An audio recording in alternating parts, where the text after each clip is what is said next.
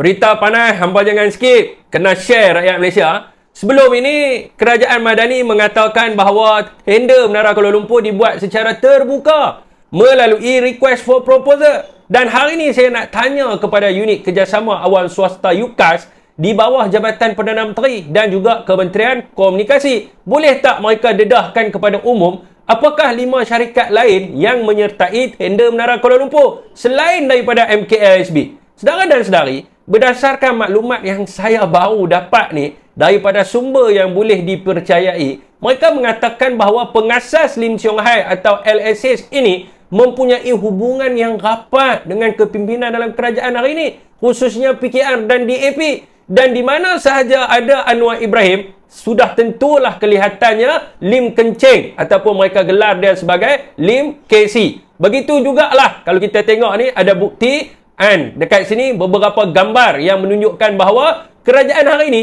sememangnya mengenali syarikat Lim Siong Hai ini. Okey, kita buka gambar pertama. Ini gambar di mana Lim Kencing bersama dengan Ketua Pengarah UKAS sedang menyambut Anwar Ibrahim. Dan Ketua Pengarah UKAS ini jugalah yang buat tender Menara Kuala Lumpur. Dan gambar yang kedua ni, Lim Kencing bersama dengan Azman Abidin, iaitu setiausaha politik Anwar Ibrahim. Dan ada juga dekat situ Menteri Wilayah Zaliha Mustafa. Dan Zaliha ni adalah jawatan kuasa pemilihan parti PKR ataupun JPP. Dan gambar yang ketiga ni, saya tak payah kenalkan lah, semua orang kenal, Ngah Komeng. Jadi saudara dan sedari, rakyat mendesak agar pihak SPRM menyiasat sama ada wujud unsur rasuah dalam pemberian konsesi Menara Kuala Lumpur.